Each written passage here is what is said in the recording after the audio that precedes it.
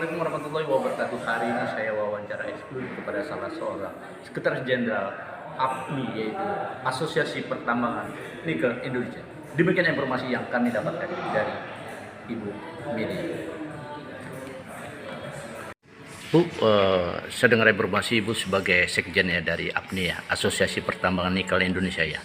Nah, peran fungsi APNI itu apa sih? APNI itu organisasi yang dibentuk oleh Kementerian SDM pada tahun 2017, organisasi yang menjadi jembatan antara regulator yaitu pemerintah dengan pelaku usaha pertambangan nikel di Indonesia.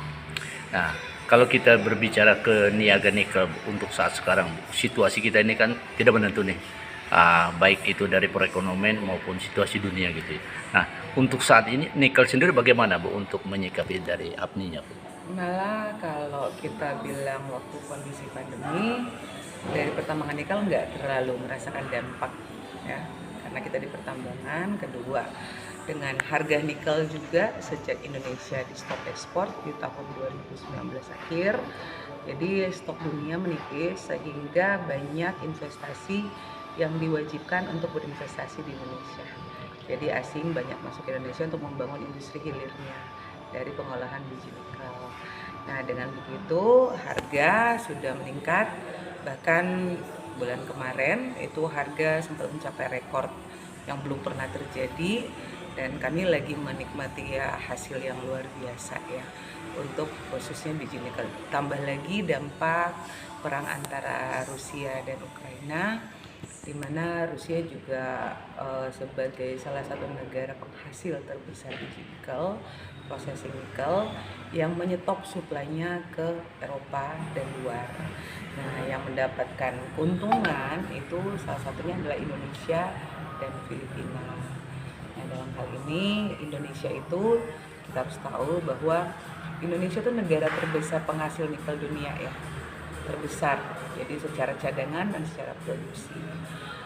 Nikel ini sebentar lagi akan menjadi pusat dunia karena nikel sebentar lagi akan menjadi processing untuk ke baterai. Kita menuju renewable energy, bahan baku utama untuk baterai, apalagi untuk EV, electric vehicle, itu bahan utamanya adalah biji nikel.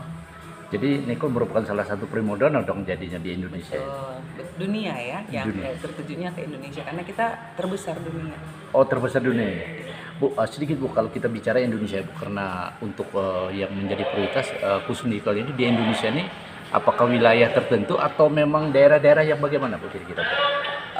Kita harus syukuri Indonesia itu penyebaran pertambangan itu luar biasa. Tuhan tuh adil banget ya. Kita lihat kayak di Kalimantan didominasi oleh batu bara, mungkin daerah sini juga oleh pasir kuarsa atau silika, gitu kan. Jadi di Sulawesi diberikan kekayaan alam mengenai ada biji besi, ada pasir besi, ada nikel, ada emas.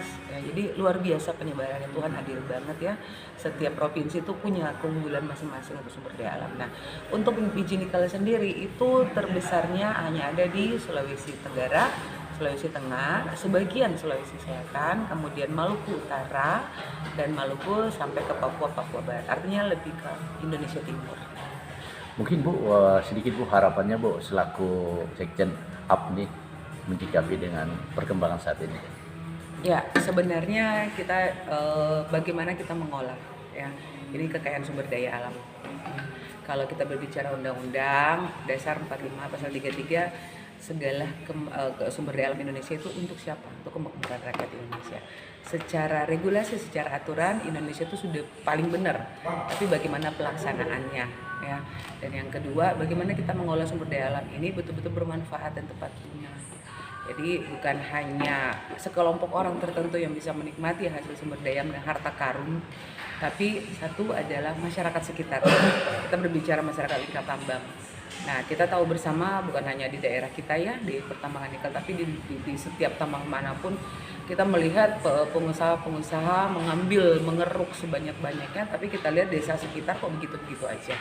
Artinya desa itu juga harus menikmati sumber daya alam itu. Kedua, yang paling penting adalah bagaimana potensi penerima negara. Oh, jadi di samping CSR ya artinya. Iya.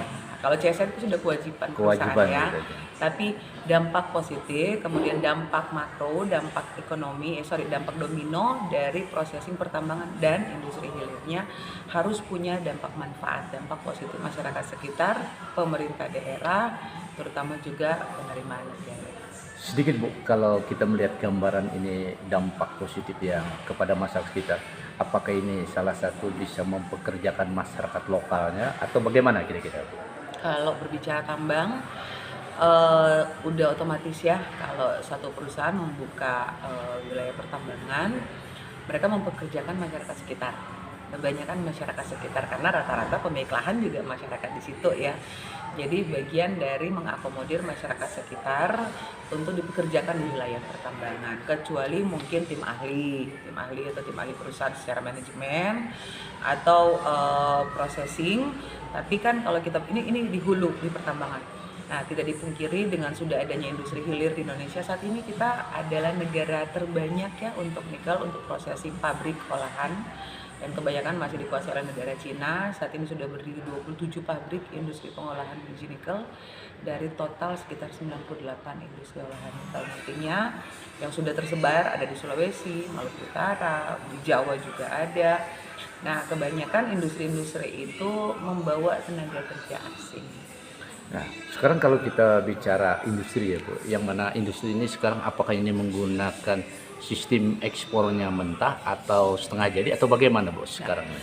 Kan tadi saya sudah sampaikan sejak 2019 sampai akhirnya Indonesia digugat oleh Uni Eropa karena kita memberhentikan ekspor biji nikel ore.